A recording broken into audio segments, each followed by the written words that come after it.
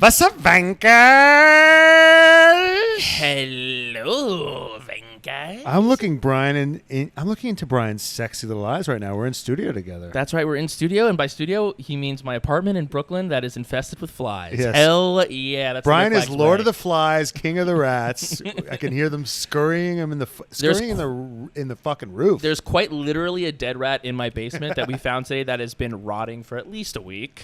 I was telling Brian I had a fruit fly problem, and he's like, "Let me tell you how to deal with that." I know we got fruit flies, you got house flies. I got all sorts of solutions for all your different infestation problems. That's right. And you know what? There else are infestations in? What? The sport of Formula One. Yes. And here today we're gonna be like fucking exterminators here to fucking suss them out.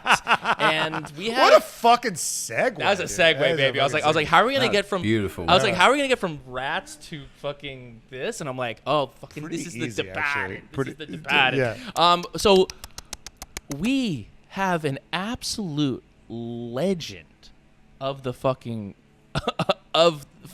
Formula One. Yeah. And more so Formula One You Twitter. fucking dropped the We have ball an there. absolute legend of F1 Twitter on the fucking race today. We have Dan, aka EngineMode11, on the pod, former senior system engineer at Red Bull Racing. Ever fucking heard of it?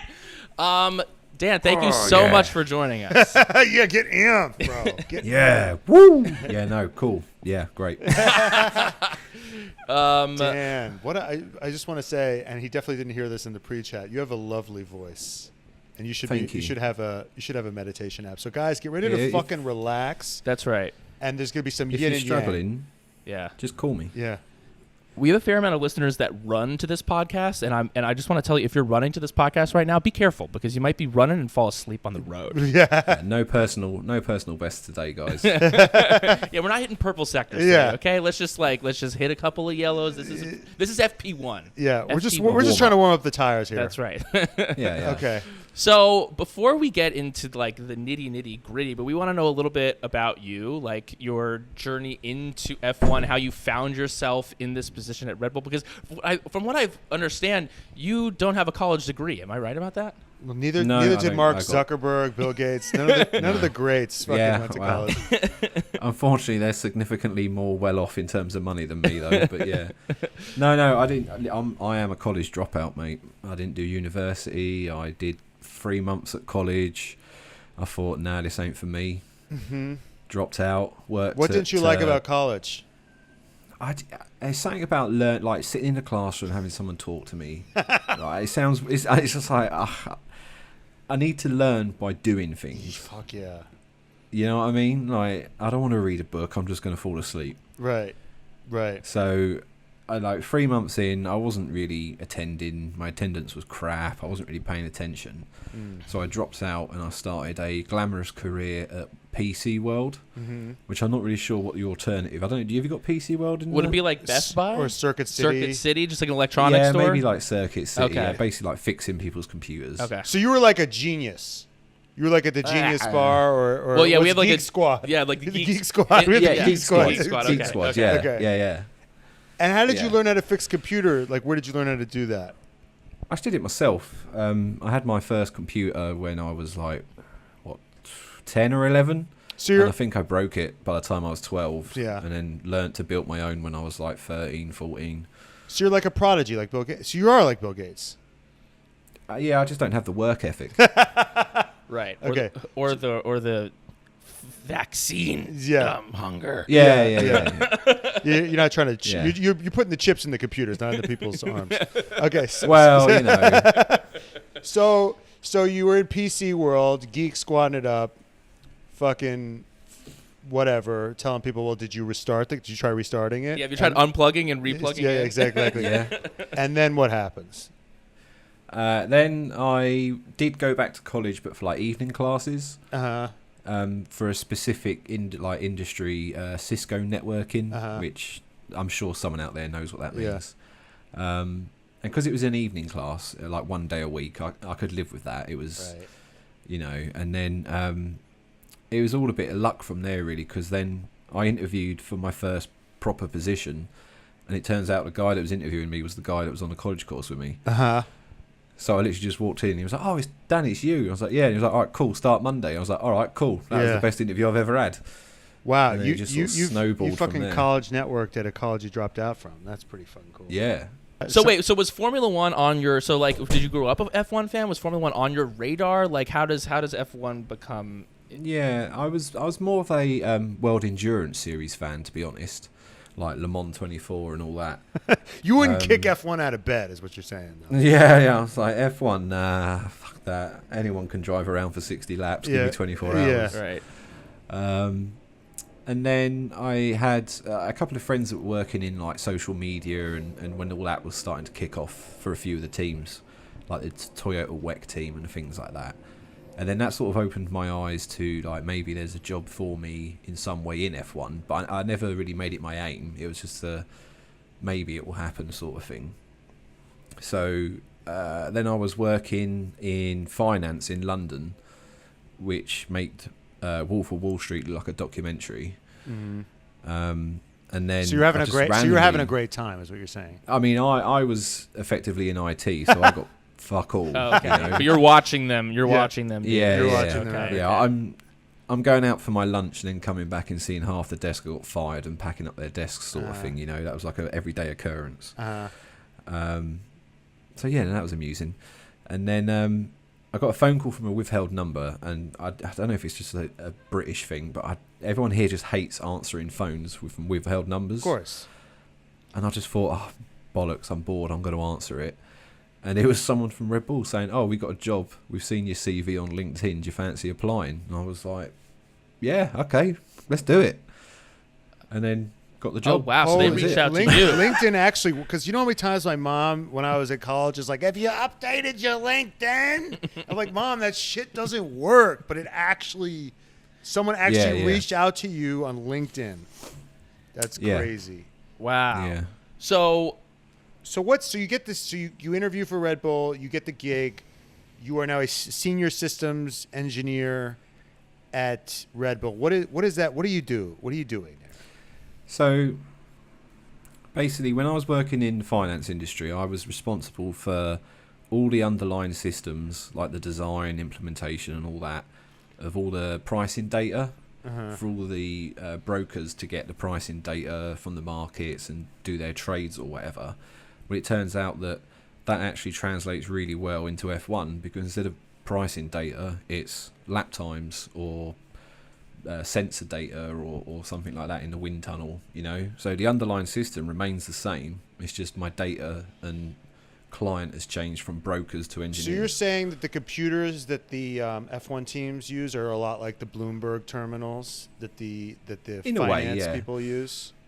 Yeah. There's some differences, but essentially. So what are you physically doing all day? Are you just fixing like terminals or connecting wires? Updating Twitter and causing Twitter to no. Back in the day. But yeah, still. Well, hey, we see your Twitter follower list in your background. Yeah, that's crazy. Just ticking up. It's already gone up like 4 or 5 things since the start of this podcast. Yeah. It's a good job it's not live, because I'd get cancelled and. We're going to be working. We're going to help. So, sorry, go ahead. My major things back in the day, I did a lot of the connectivity between Red Bull and Aston Martin when that deal first came about. A lot of the connectivity between Japan and Milton Keynes for the Honda deal. And then like the wind tunnel, connecting that to the factory, because they're not on site, they're two separate sites. And then all the simulators, every time they got upgraded, making sure the hardware still talks and things like that. And how many times did you have to like help Helmut Marko get his computer going? Like, well, that guy does not look like he could turn on a computer. No, so there was like 3 guys that essentially could do the job track side, right? Yeah. And I managed in 6 years to never have to deal with him once. I managed to successfully palm him off. Wait, but did you hear stories of like, oh God, Helmut with his fucking, he can't open an email? Yeah. Really? Yeah, oh God, yeah. Yeah. Can you tell us one dumb thing Helmut couldn't do with the computer? Well, emails and things like that were fine, but I don't know if you've seen, like the little radio panels you see on the pit wall, things like that. Every time Helmut walked from one side of the garage to the other, they had to manually update that panel, so where he was standing, it would match where he was before. Because he had to, someone just had to walk over, press 2 buttons, and then walk away again. Yeah. And then 10 minutes later, he's moved somewhere else, and he's just, fucking Marco's moved again. And, it's just like, pick a spot, Marco, for fuck's sake.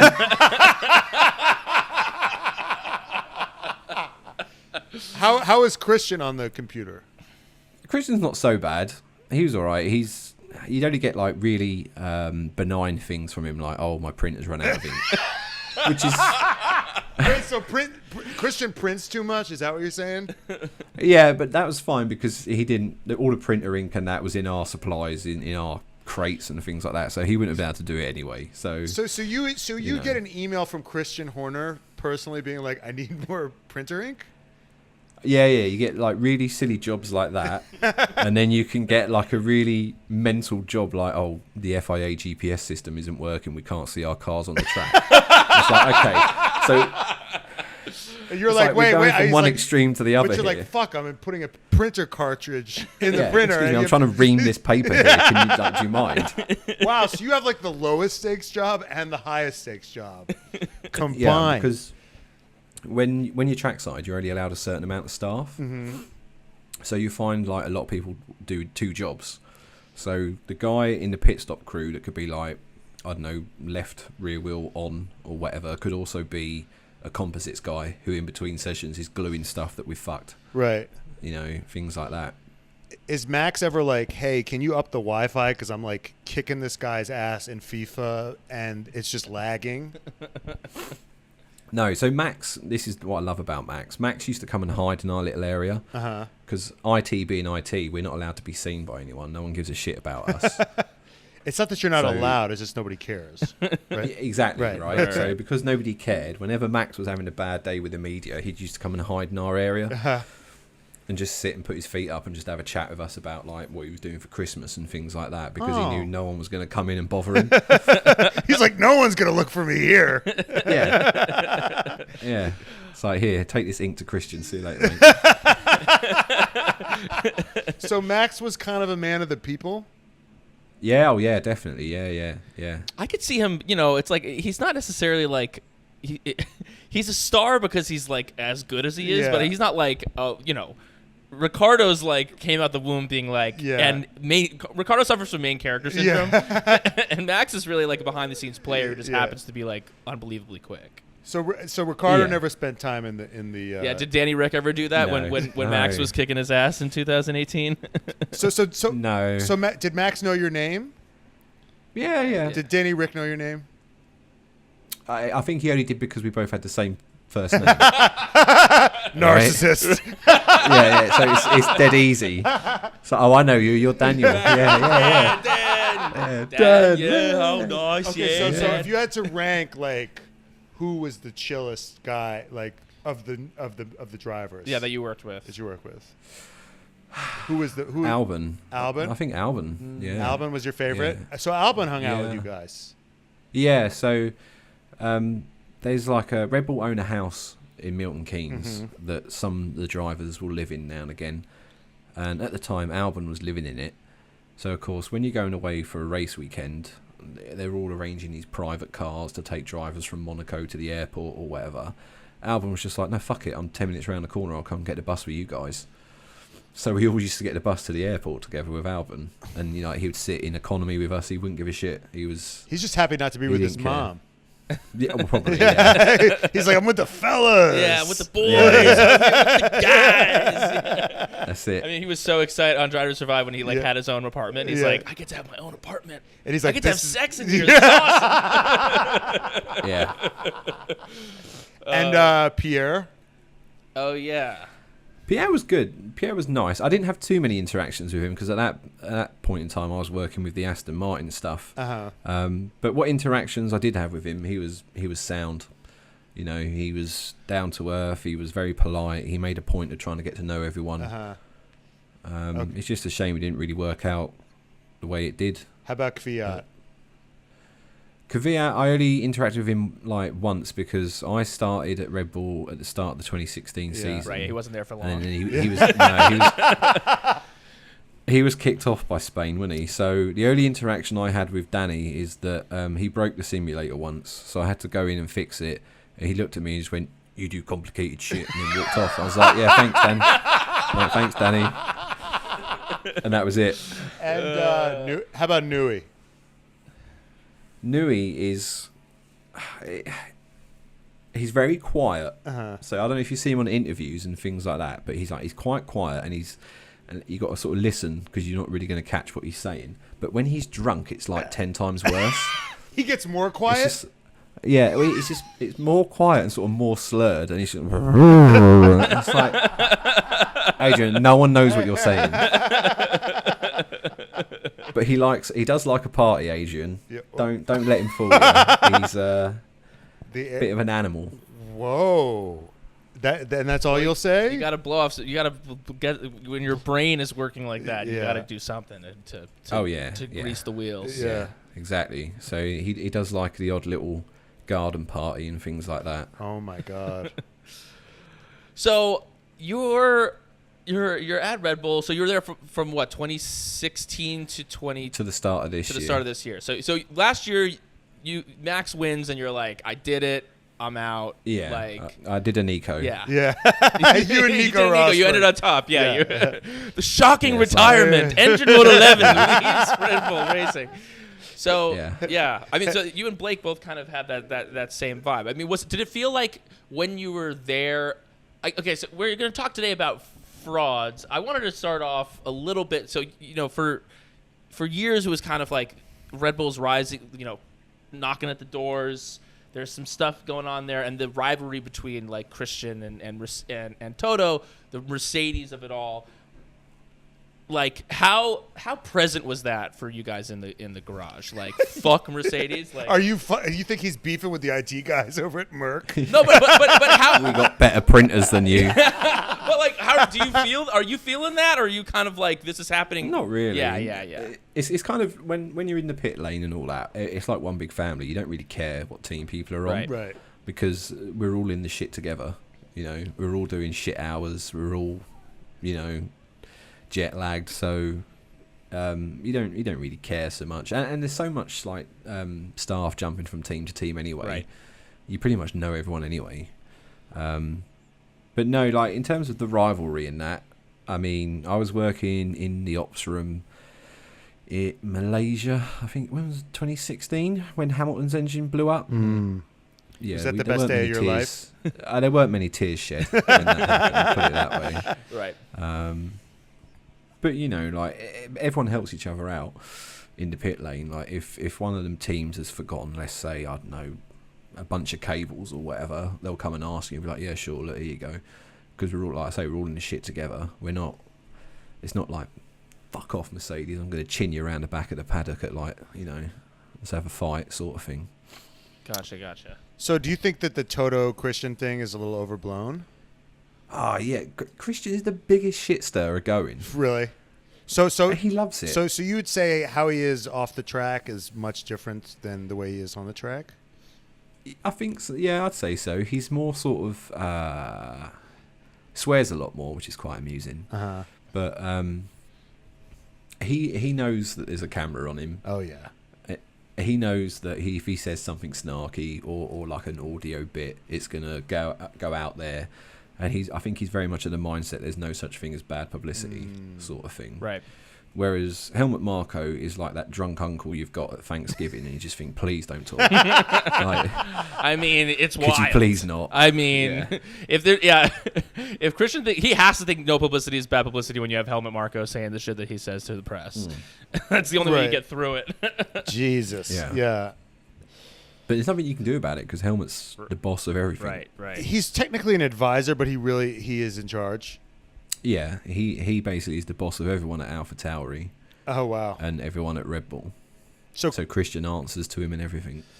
Oh, wow.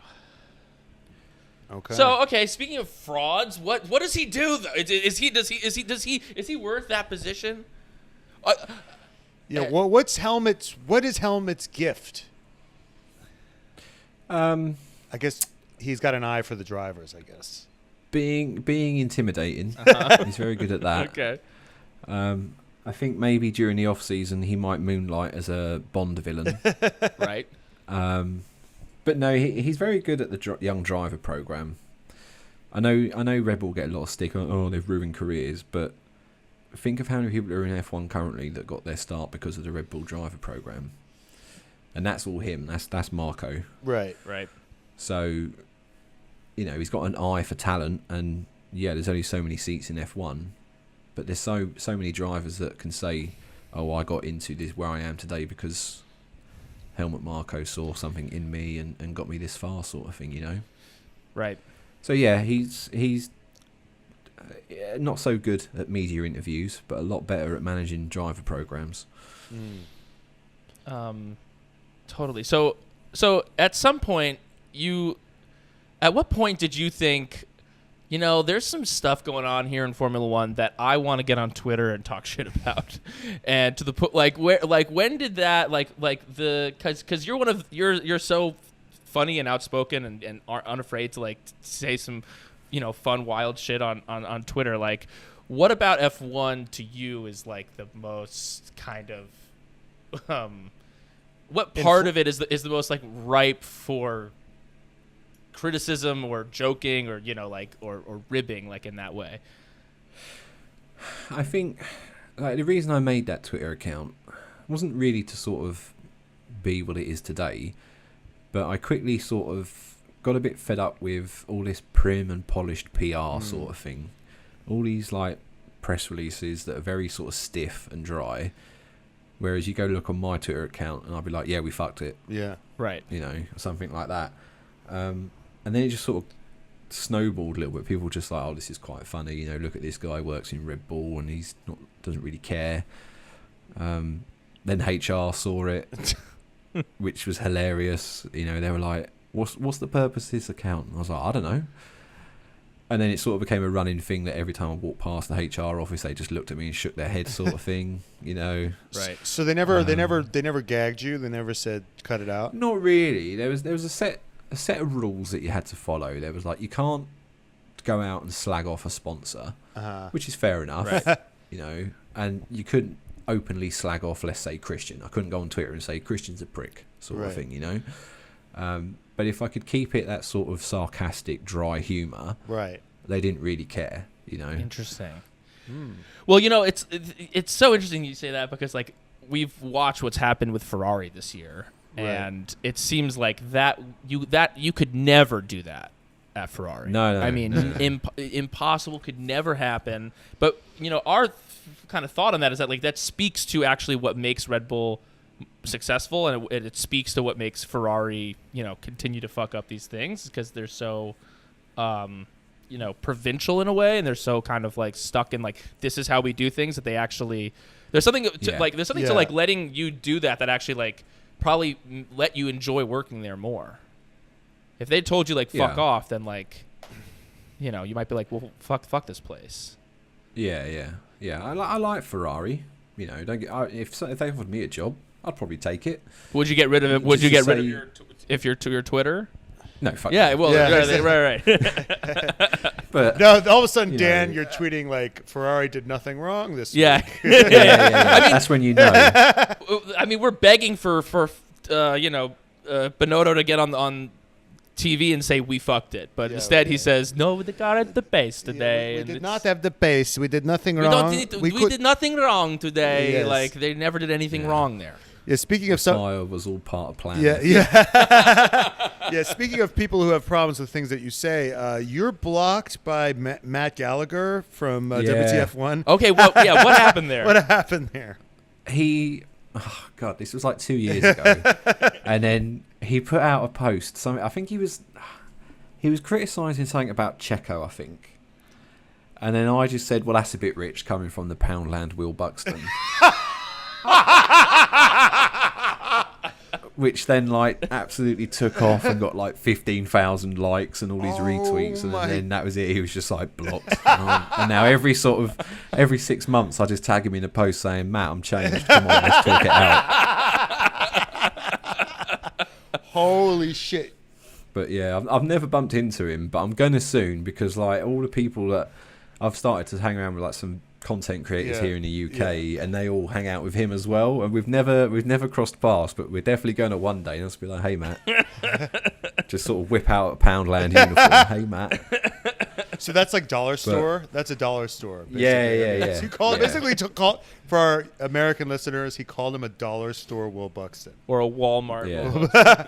People have called me a Walmart Giovinazzi, so. And that's right. I'd wear it like a badge of honor. Exactly. Yeah. But yeah, he got a bit upset and blocked me. But all the other people he works with at WTF1 follow me, so right. Maybe they maybe they agree. Yeah, maybe. That's crazy. I'd be pissed. But yeah, that's what I'm like on Twitter, isn't it? You know. Okay, well, speaking of Twitter, can we discuss this man who duped the Mercedes team? Yeah. So wait, can you? Because we're not really, because Jenny runs our Twitter, so we're like not as like on Twitter. So like, can you explain like what the fuck just happened? I will try. Okay. I must admit, I'm not fully au fait. Sure. From what I understood is there's this guy on Twitter that started this account. He said he was 20 years old. Yeah. And I think he said, I got cancer or whatever. And that's one of the things that you don't really sort of question. It's like, right. Sorry to hear Why that. would Yeah, you're not like, hey, show me. Show me. Yeah, prove it. Yeah, I don't fucking I believe need to see the receipts. Yeah. I want to see a lump, okay? Fuck off. Yeah. He kept this going for, I think, like 6 months or something. And then he was like, it's bad news. I'm sort of stage 4 nearly at the end. And then I'm not sure if he tagged Mercedes or Mercedes reached out to him for like, said, we'd like to show you around our factory sort of thing. Good gesture, you know. Anyway, he goes there, and then this photo gets posted by the Mercedes team of him there. I think Lewis also did like a feel better video, or Lewis got involved. So for a guy that's in stage 4 cancer, he looked like a fucking miracle. he was better built than me. Yeah, he's a unit, you know. This guy. Yeah, and I'm like, I've seen stage 4 through family members. That's not stage 4 sort of thing. Right. But again, I don't want to get cancelled, so I didn't say anything about it. Right.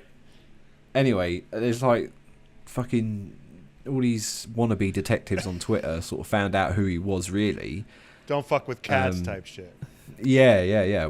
Because I think a few days or a week or two later, I was like, this is so-and-so's mate. He's passed away, sort of end of. Anyway, like these don't fuck with cats type come along, and they're like, no, actually, his name is this. He's 28 years old. He's married with 2 kids, and he works at this hospital, and he's still very much alive because I saw him earlier. And it's just like, what? It's just like, what the fuck? There's like nothing wrong with him at all.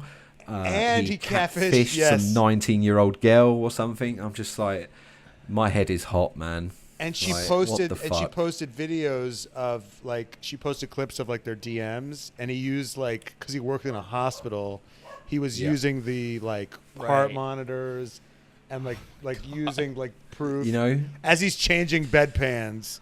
He's fucking using the monitors of the... And he's like, there's all these voice notes where he's like, I'm so poorly, sort of thing. It's like, you fucking scumbag. Oh, my God. Yeah. If I see him, it's on site, I tell you. Yeah. So Mercedes got duped.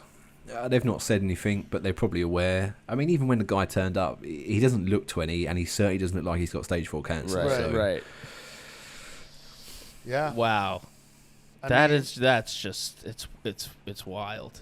On some level, I'm like, you have to respect the sociopath there. Yeah. You have to respect the commitment to the bit. Yeah. You know what I mean? Then there's... I can't even order something off Amazon without my wife interrogating me. Like, even if I hide the package, she's like, what the fuck is this? What have you done? Let alone hiding a terminal illness and going to a factory. Yeah. I mean, he definitely deserves to be canceled or, wiped off the grid. I mean, you feel bad for the woman. No, yeah, that was duped. Oh, yeah. I mean, Mercedes, I couldn't give a fuck about. Right. Yeah, I don't feel bad for that they flew him out. Oh no, they flew him out. Yeah.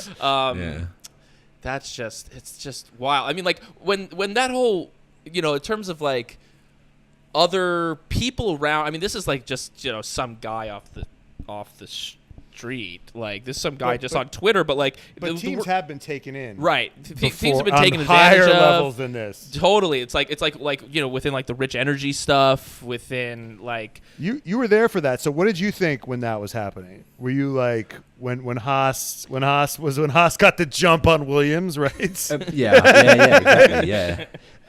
Immediately, I was just like, yeah, all right. This, when I can see the financial holes in it better than the Haas finance team, there's a problem.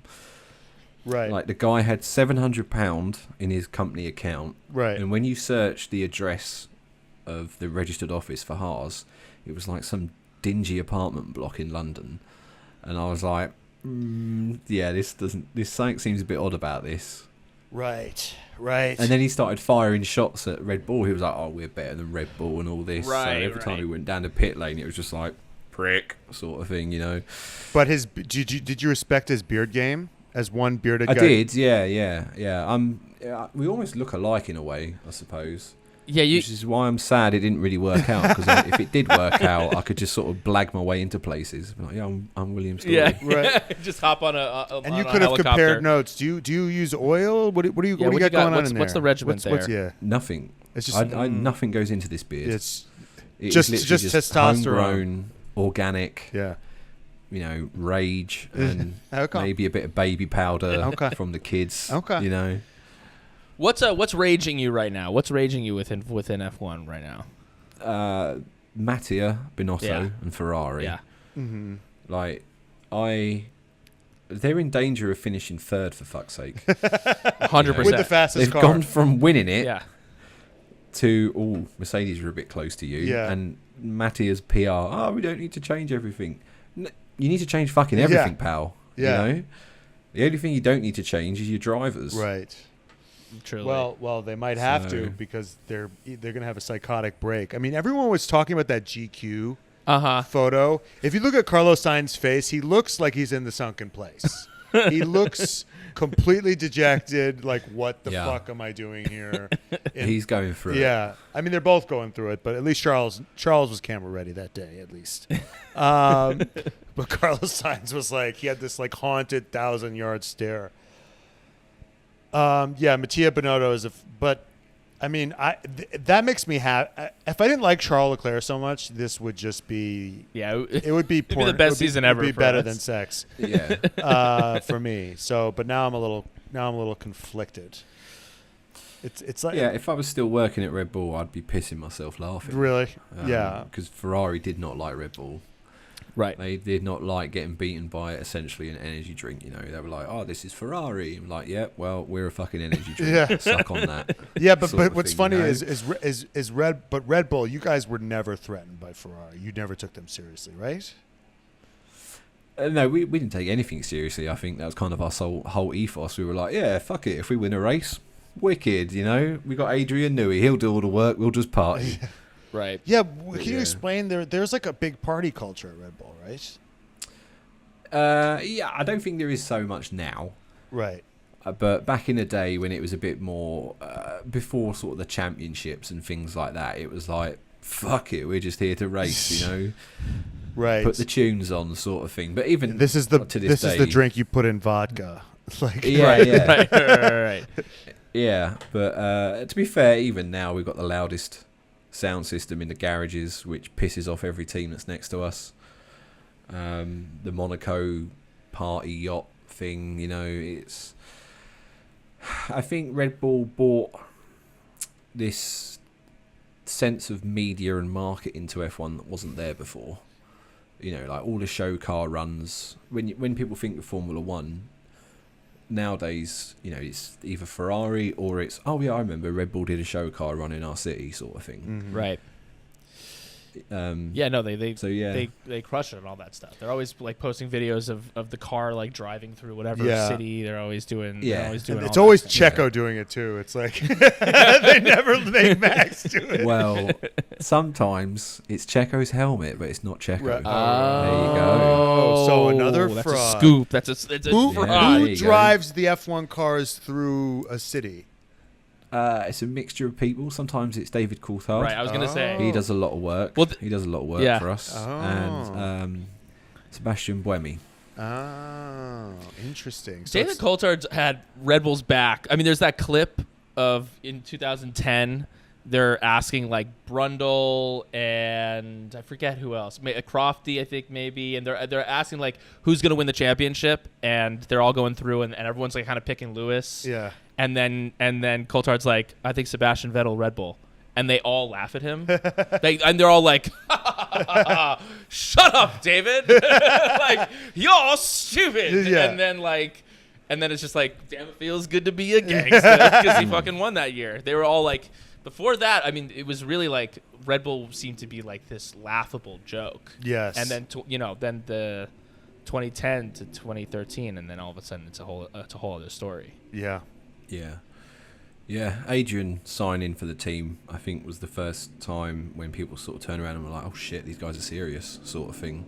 So because we took him from McLaren at the time, So, yeah. which was quite a big deal. Who are the other like people like Adrian at the like higher echelon that maybe we don't know? Like, who are the people that are like, I'm like, oh, this guy's there, you know that they're gonna have a good, who aero are the package. MVPs beyond Max, who are like the Christian, right. and Helmet? Hannah Schmidt, Jonathan Wheatley. Yeah, do you know Jonathan Wheatley? He's the guy who used to I think call he's like up the team manager. We used to well, he'd be like, excuse me, he called Michael. Yeah, Yeah. Michael. Yeah. This is absolutely ridiculous. But he's the guy that transformed and deals with all the training for the pit stops back at the factory. Obviously, that's paid off dividends. So big up to him. Pierre Vache, he's more trackside now. What is he?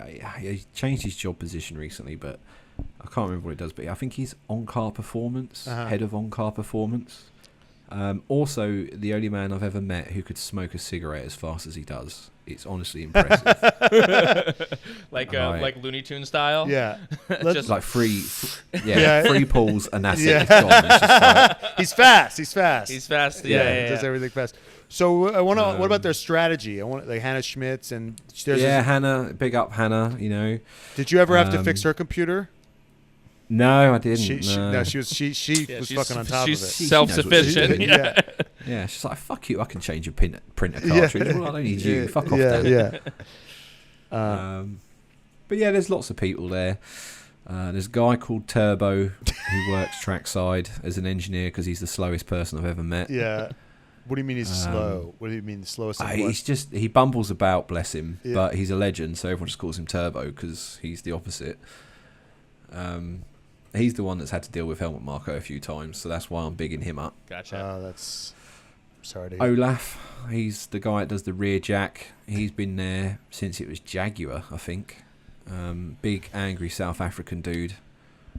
So yeah, he's a legend. But there's loads of legends there, to be honest. And aside from Ferrari, who else is pissing you off the most this year? Who else is pissing me off this year? Aston Martin. Right, I was gonna say. I mean, Aston Martin's taken.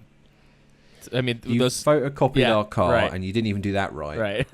You're still languishing at the back. What the fuck? Well, they also photocopied Alpine's driver, which I. Oh my god. Yeah, I mean, I went from hating them to being like, I love Fernando Alonso, so I have high hopes for them. And didn't they steal? But I don't know. Didn't they steal a Red Bull guy for next year? Yeah, Dan Fallows. Isn't he legit? Yeah, he's gone there to be their technical director.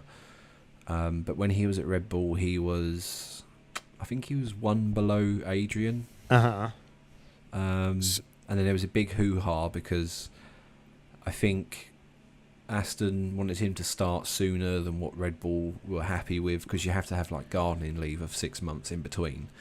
And that's for everyone, even for me. If I was to leave Red Bull for another team, I'd have to sit at home for 6 months until I was allowed to start.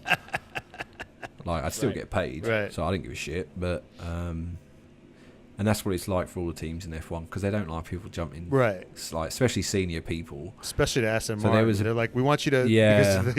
It's like let you. They've taken a few people from us, to be fair. Right. Like from all departments, but Dan was the high profile one. Yeah, so I think it all got a bit shitty because they were like, "Oh, we want him to start now," and Red Bull were like, "Well, no, he can't start until then," sort of thing. And I don't know. They figured it all out in the end. And he's working on the 2023 car, which Fernando Alonso will drive and win a championship. Correct. in. Yep. So. Oh yeah, absolutely. And what's your? Fernando's not stupid though. Like I'm fully on board of his move because of the amount of money that Daddy Stroll is investing into facilities and things like that, like their own wind tunnel. That's insane for an F1 team to have their own wind tunnel. There's not many teams out there that have their own wind tunnel. Why is that such an advantage? Because it's theirs. It's their own. They can do what they want with it. But don't they have to a degree? Don't they have a certain time limit on there?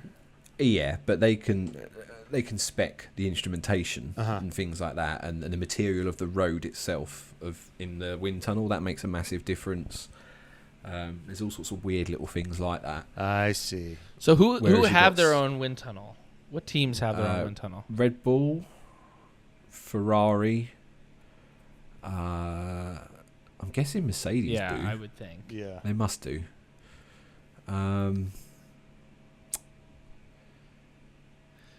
So Haas used the Ferrari tunnel. Right. I'm trying to think. It's not many teams. Right. Oh, Sauber. I think Sauber at one point. Right. Well, I remember it was best. like they couldn't on the first Drive to Survive. They're like we don't have the money to use it. It's like we don't have the money to power it up. I was like, Jesus. It was, and at the time it was state of the art. Right. Like this Sauber wind tunnel. Like all the teams were using it. Porsche used it for their LMP project, things like that. Interesting. But I think now other teams are upgrading their facilities. So McLaren doesn't have their own wind tunnel even. I don't. Yeah, maybe not. Bear with me, caller. I'll Google it. Maybe it's new if they do, but Jenny, you can cut this. No, stick it in. I'm a fucking fraud. Don't worry about it. Yeah, no, they haven't got one, but they've got one to be completed at the end of this year. Okay, so we got to talk about Fraudus Drivers. Right. Fraudus Drivers. Okay. Who do you think is other than Latifi and the obvious one? Danny Rick, I think. Traitor. I'm going straight in. This year, he's fucking nowhere, and I don't understand why. Because he's not an idiot. He's a good driver. Yeah.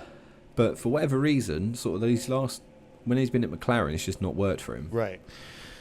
Well, there's this whole shtick with like the driving styles and how like the one car doesn't fit his driving style. But on some level, it's kind of like, okay, well, you've had 2 years now to like switch up the driving style. And Driver 61 just did a thing about like Vettel switching up his driver style because like there were the whole thing about how like at Red Bull, this is how he would take a corner. This is how you got to do it in the Red Bull car. But then when he went to Ferrari and when he's now at Aston Martin, he has to kind of switch up his style, and that he's doing that. And Danny Rick doesn't seem to be able to just like kind of fucking do that. No. And here we go. I'm just going to big myself up. Yeah. I called this at the start of the season. I said Danny Rick's going to have a shit year because at winter testing, the McLaren had loads of issues with their front brakes, and Danny Rick needs a car with good front brakes because that's how he does all of his dive bombs and overtakes and things like that. Right. So as soon as it sort of came out, the McLaren were having nightmares with their brakes. I said, that's it. Danny's going to have a shit year because he's not going to be able to trust that car under braking. Right. And here we are. He also likes a pointy car, like front end, like Max does, and he doesn't. And it's a sort of similar thing where Checo likes more of an understeery car. And I think, and the Red Bull started out understeery, and now it's moving more oversteery, and and you can compensate for that in setups between the two cars to some degree. So like Checo, he's started to get better because he can, they've started to figure out the setup that works for him compared to Max sort of thing. So if you're the Alpine head. I'll just say head because let's not assume that Otmar is going to be there for much longer after this fiasco. Who are you hiring to fill that? Are you You're not as a driver. You're not hiring Danny Rick.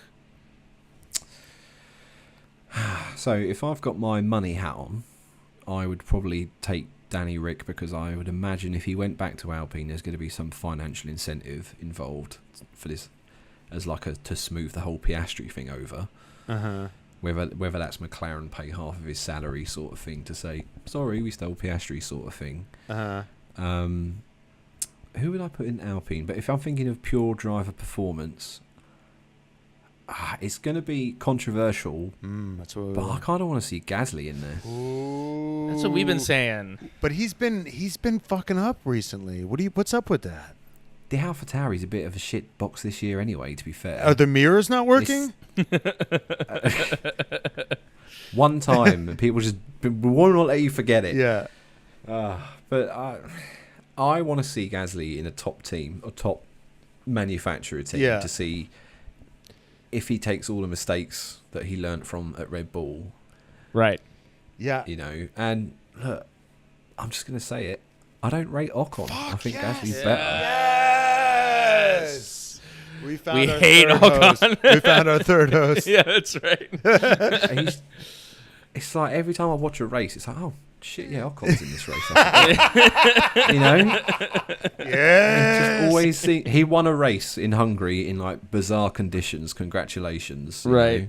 But since then, it's just been like, But where's Ocon? But Dan, he's got in the middle. so many more points than Fernando Alonso. Yeah, because Fernando's car keeps exploding. Yes.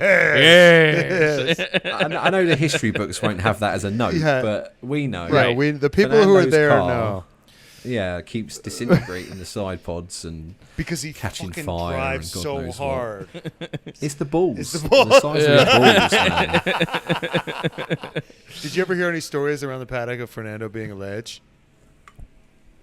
No, I heard the opposite, to be fair. I heard he was a nightmare to work with. Please. A legendary go nightmare, on. yeah. Do tell. No, all I heard was like he's a nightmare to work with. If he'd have a massive strop sort of thing.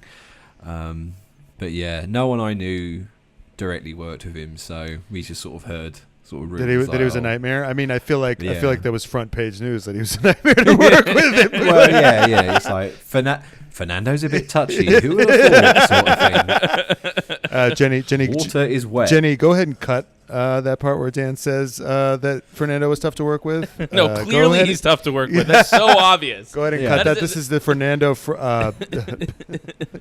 What other any other drivers that you had some type of like any particular reputation that come to mind for being difficult? Yeah.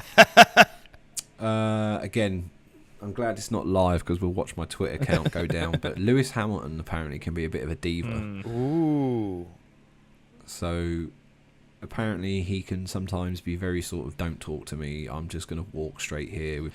Look, sure. Guy's won 7 world championships. If that's how he wants to be, fucking he's entitled to be like that. Yeah. So yeah, but I've heard he can be a little bit like that. Sure. Who else is on the grid that's a bit... I just can't think of anyone else that comes to mind.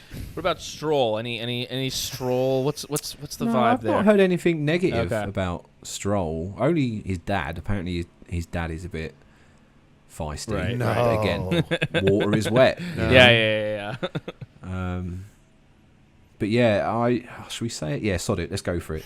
So when he was at Williams, I heard a story from someone that was at Williams at the time that Lance was so fed up with his dad having a go at him, he had a row with him in the garage, and Lance said, I don't want to do this anymore, Dad. What? Wow. That's how bad the row was. Wow. But again, that's just what I heard. I can't confirm or deny it. Makes you feel for him. Yeah. Apparently his dad is really pushy. Damn. I don't want to do this anymore.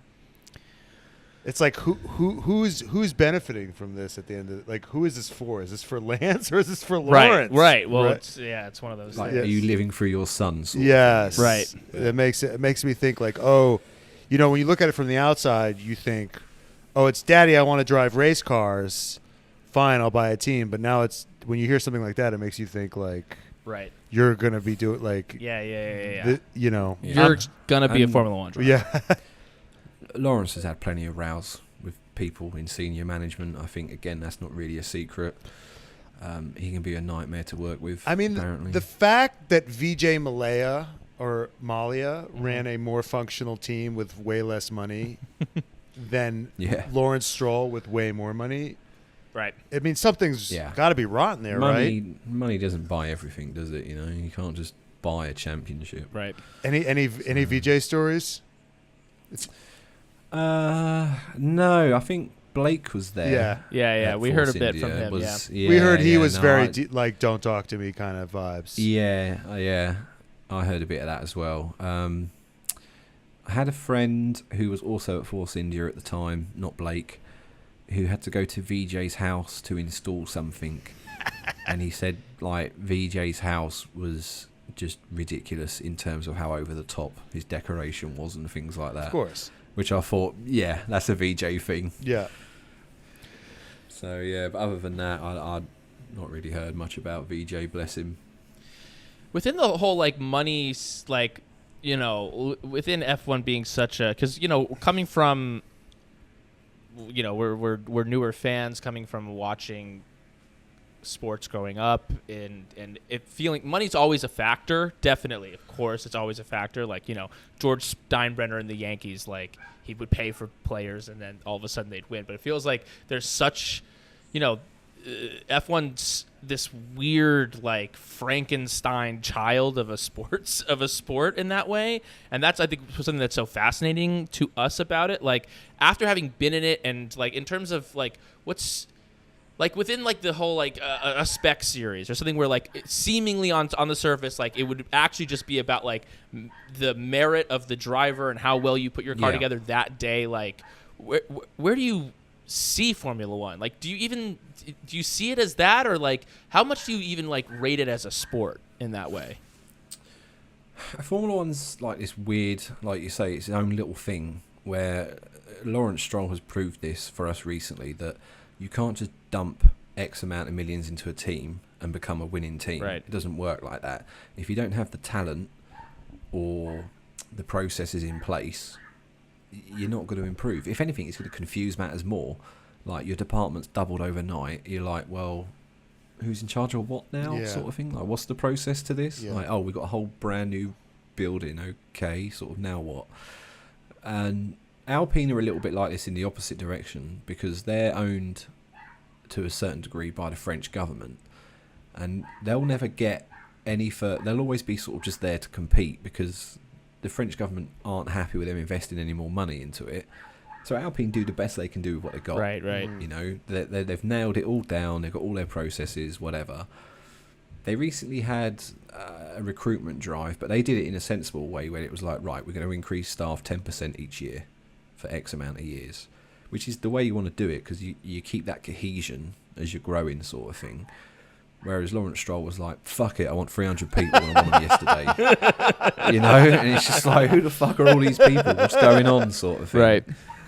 And if anything, it makes it more confusing. So it's not like soccer. See, look, I even called it by soccer. Yeah. You proud Wow. Yes. Yeah. I could see that was painful for you. The olive branch has been extended. You can't just buy the best players and win a trophy, sort of thing. You know, it's not like that. There's more to it. So yeah, you know, it's kind of like half and half. The budget cap is there to sort of try and keep a lid on it, but I don't think the budget cap works. But for all these assholes that are defending Ferrari being like, there's a budget cap now, I don't think half the teams are even spending the budget, right? So Mercedes, Red Bull, and Ferrari probably are all at the limit. Mm-hmm. I would imagine all the other teams are not. Right. But in Mercedes, Ferrari, and now Red Bull's case, anything that goes over the budget cap, you can creatively account and put under powertrains, which has no cap. Right. So that's another fraud. Yeah. That's how they're going to get around it. Because, So that's a common argument where it's just like, well, but the budget cap, so money doesn't matter anymore. Yeah, like, Ferrari's like a little guy now. Yeah. It's like, well, not when their PU department is spending double than their race team. You sort of think, right. Thank you. You. Yeah. But that's, I think, for 2026, that'll also fall under the cap, Gotcha. so that will change. Yeah, but not for at the next minute, 4 years. No. At the minute, it's like sort of, oh, can we put this under powertrains? It's like, no, this is painting the building. How does that fall under powertrains? Sort of thing, you know? Because the paint truck says Red Bull powertrains on it. Oh yeah, do it. Sign it off. Wow. So yeah. So and that's all. So Christian's all a of them doing scam. So it's scamming. It's like money laundering. Mate, if it's in the rules, Right. then more power to them. So what do you think of this skid plate thing? I think that's all smoke and mirrors. Everyone's like, oh, Perez is running a different floor. Well, he's not. There you go. That was that. It's the same fucking floor because it wasn't in the FIA documents for upgraded parts. He's still got the same floor as Max. And everyone's, oh, it's illegal. Does it pass a test? Yes. Well, it's not fucking illegal then, is it? The test's not good enough. Yeah, right. It's the same with the Ferrari engine. Was it illegal? Yeah, probably. But did it pass a test? Yeah. Because they fuck with the sensors. Yeah, that feels a little. Yeah. Okay. Now you're showing your absolute. You're a fucking fraud, Dan. I'm trying to keep the tifosi on side. Yeah. Well, you're associated with us now, so it's gonna be. I just gotta saw get that some of Aston those- Martin's gonna do this this adjustment to the rear wing, which basically on for Monaco and for the higher downforce tracks, that's basically gonna give it I don't even know what you would call it, but basically like a side wall on the rear wing. The rear wings are smooth now. Yeah. But they basically figured out a way where it's just like, okay, we could just basically make one of these, but make it it's like a circle. Yeah. So it's technically a curve, and it's like that technically doesn't. It's technically illegal. It's technically so legal. Great. And I think that's the best part. Right. That's what's so Formula fun when people, we joked about how when they, when whoever discovered that, Red Bull can make their floor like this. Yeah. That was like, oh, it bends here, but not here, and they're only going to check here, Right. and then it was just they sent a courier who ran to the other building and then was shot on site because they were like, no one can know. Yeah. Well, what's crazy is this is the only sport where you fucking need lawyers to look at the rules and figure out, okay, if we do it this way, and if the plank is wooden and but bends here but not there, we can win a championship. Have you ever read the technical regulations? Of course not. You need to be a fucking lawyer to read them. But honest to God. But don't you think it would be better if they were simpler and the viewers could understand them? With the track limits and the overtaking rules, just trying to deduce whether or not an overtake, which is the most important and exciting thing that happens in a race, is legal or not. We look at every crash like the fucking Kennedy assassination. And it's... Yeah, but some of that falls on the stewards as well, because they're different at every track. Right. And sometimes you can get a guy that's like, yeah, it's good racing, fuck it, sort of thing. Or you can have another guy that says, no, this is a crime against motorsport, string him up, sort of thing. Okay, I have a fraud question. And it gives you all this inconsistency. Right. Here's a fraud question. Michael Massey was worse than these fucking guys. True or false? No, false. No, Michael Massey was worse. Yeah, true. Oh, really? Yeah. Okay. For you, as a Red Bull guy, you're saying that. Yeah, so I have no qualms with saying that Abu Dhabi was a fucking shit show. Of course. It was a shit show. That's just being aware, and there's other things as well. So in Baku, when the tyre blowout, it took, 2 minutes for a red flag to come out? Yeah. Doesn't take 2 minutes for a fucking red flag to come out. That's a 10-second thing. Right. If someone's stuck on the straight, bang, you press the button. It's literally all it is, a button that says red flag. What are you doing for those 1 minute, 50 seconds, So you think Michael Massey was bad all around, not just in Abu Dhabi? I don't necessarily think he was bad, because I think that's a bit harsh, because I couldn't fucking do the job. I think he was not supported. I don't think it should have ever been a one-person job. Right. I think it should be split like it is now. I think the only reason it worked as a one-person job because Charlie Whiting was there for so long. He knew what was what, and you don't fuck with Charlie. That was the number one rule. But then Massey comes in. He's got no authority. All the teams are bitching at him down the radio, which isn't a new thing, by the way. When they started broadcasting that was happening way before. It's just they decided to start broadcasting it. Yeah, that was bullshit that they got rid of that. You got to be able to work the ref. Right. It's part of the sport. Yeah. You always work it. Every sport you work the ref. Yeah. Oh, yeah. In baseball, you kick dirt at him. Right. Yeah. And it's not a new thing, they probably still do it now. It's just they decided to start broadcasting it, which upset a few people and fans. But what can you say? Okay, here, biggest fraud team principles. Biggest fraud team principle, current or at any time? We'll start current, but then if you have any timers, then. All right. Well, so for currently, who have we got on the grid currently that I think is a massive fucking fraud?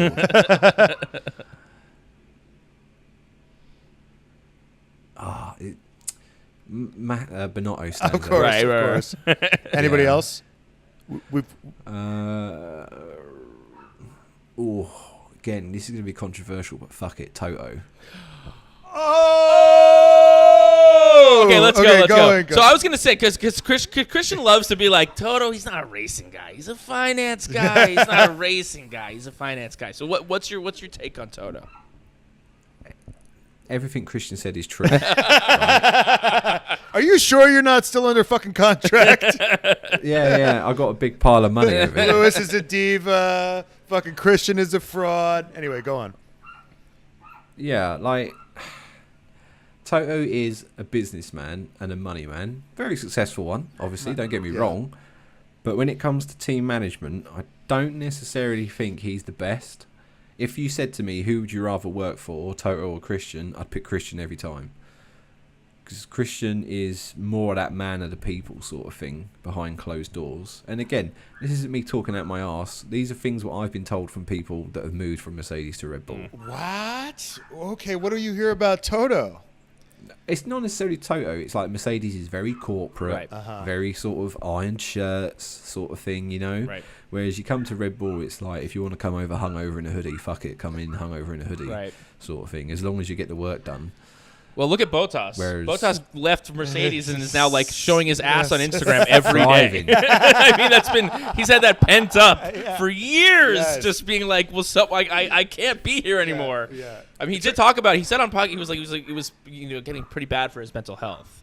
Yeah. Now, how much of that? I think it was a combination probably of him living in the shadow of Lewis and also the strict nature of working at Mercedes. But yeah. Anyone that you put next to Lewis Hamilton is going to look shit. Right.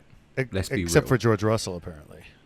Yeah, okay. But we'll see how this year ends up. We'll see how it ends up. Yeah. We'll see where it ends. But yeah, but the only person to beat him recently is the Monaco-based vlogger Nico Rosberg. All right, wait, Nico, what's your vibe on? What's your vibe on? Oh, Nico? your first year was the 2016. Right. What was it? Yeah, watching that shit. I like Nico. Yeah. I think he's the only person recently that has beaten Lewis to a championship in the same team. I think when he's on commentary duties, I think he actually is quite insightful. Mm-hmm. Sure, he likes to stir it up a little bit, but we all love that. And I completely see his point about winning that championship and then going, you know what, that'll do for me.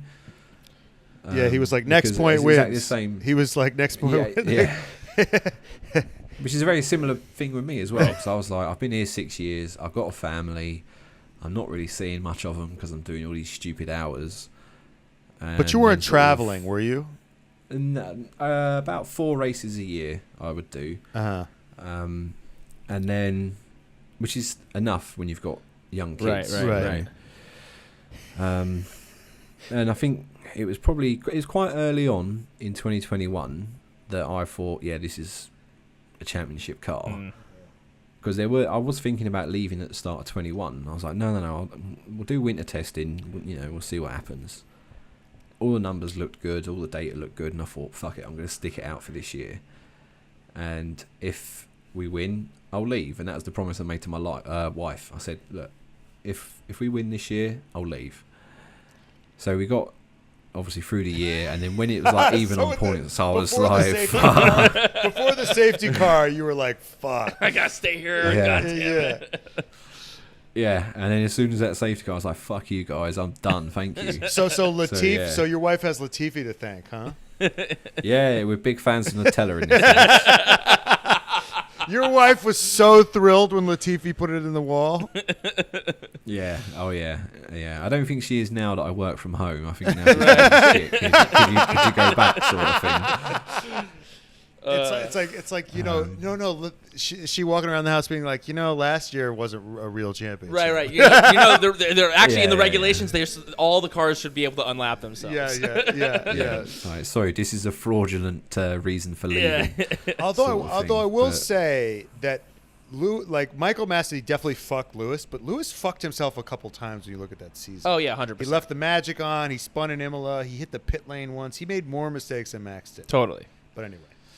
No, 100%. Max got more unlucky. Max got unlucky that last year, and Lewis had more errors. Mistakes. God, you really want to pull the pin on that grenade, do you, gents? Enjoy the comments below.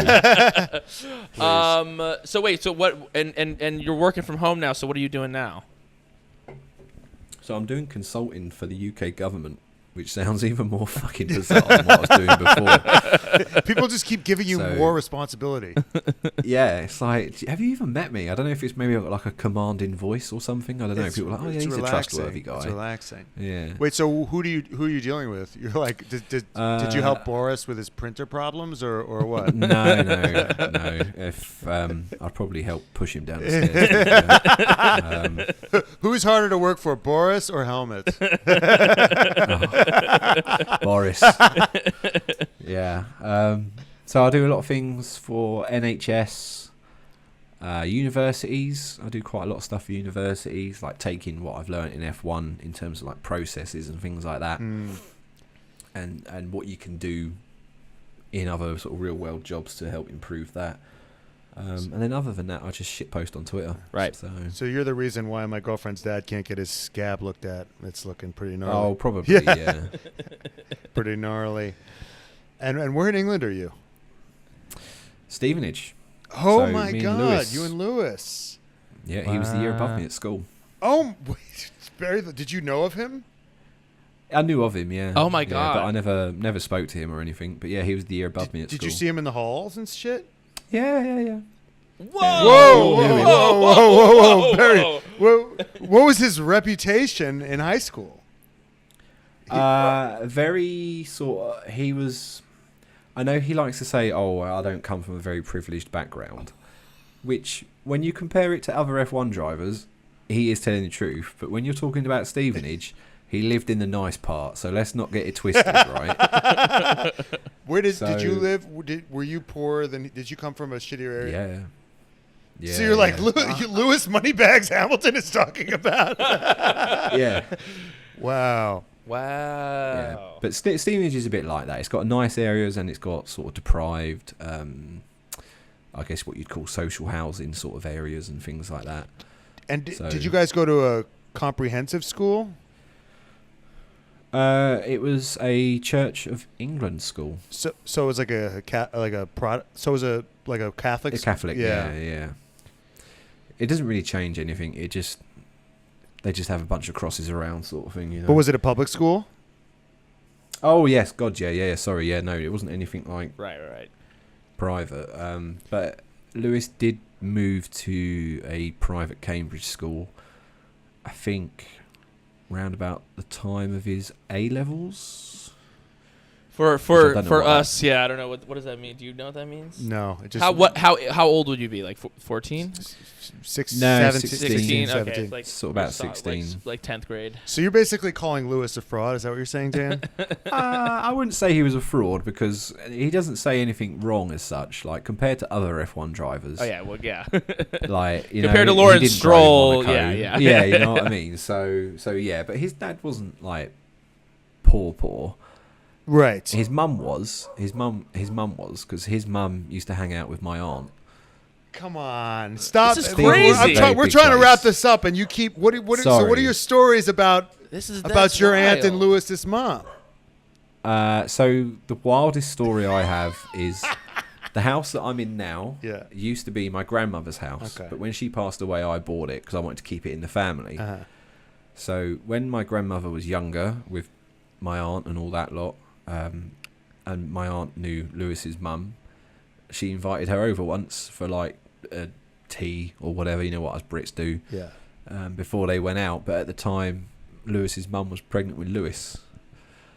So I've had a fetus Lewis Hamilton in this house. Wow. Lewis has... Wait a that's minute.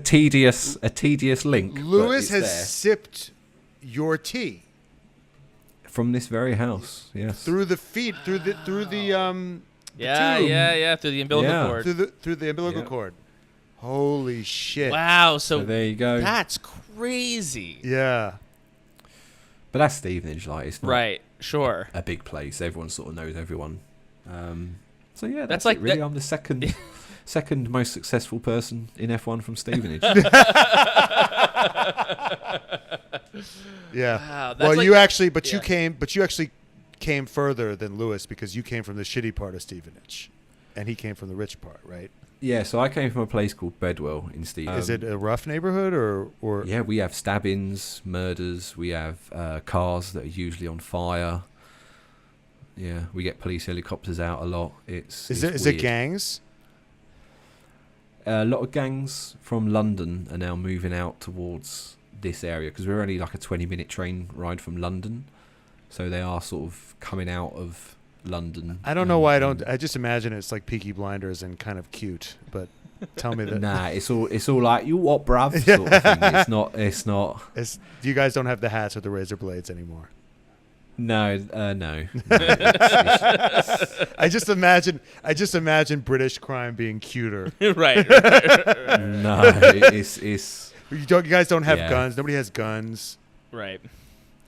No, we don't. So we make up for it with standard Yeah. blades and things like that. You know, it's people have got half their teeth, sort of thing. You know. Yeah. Wow. So Yeah, England is a Stevenage is going through it.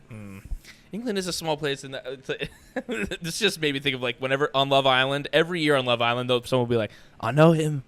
Oh, like someone will come in and be like, "I know, I dated his mate."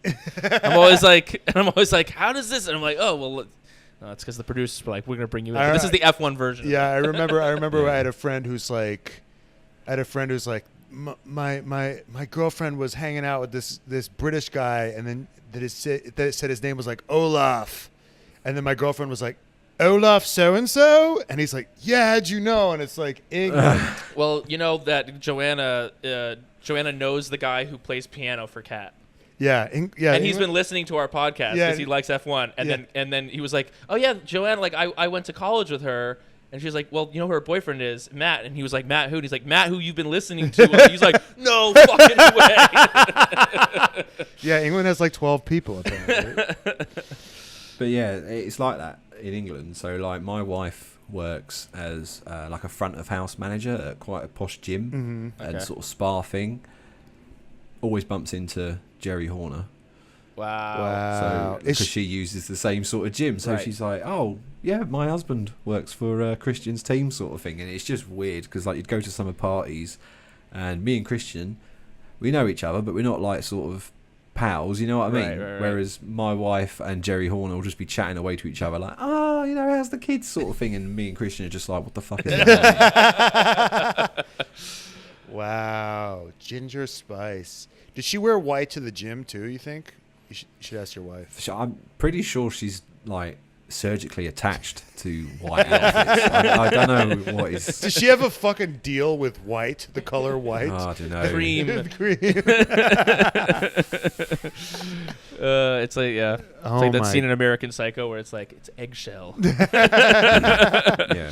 Wow, your fucking Yeah. mom hung out with fetus Lewis I Hamilton. can't believe fetus Lewis Hamilton Yeah. was in this house that you're currently living. You went to fucking high school with Man. him. You went to high school and grew up with the same school as Lewis Hamilton. Then went to Red Bull. Now Wait. on this. Wait, I podcast. gotta say one other Yeah. thing. Lewis talks a lot about his headmaster being a dick. Is that true? Yeah, but like all headmasters in England are dicks. So find me a student that says, "Oh yeah, my teachers are fine and great." Yeah, if you watch the In-Betweeners, like that guy, is that Yeah. just the typical headmaster? Yeah, oh yeah. Is that the one played by Greg Davis? Yeah, the tall guy. the comedian. Yeah. Yeah, he's so funny. Yeah, That guy. yeah. Yeah. You do get teachers like that.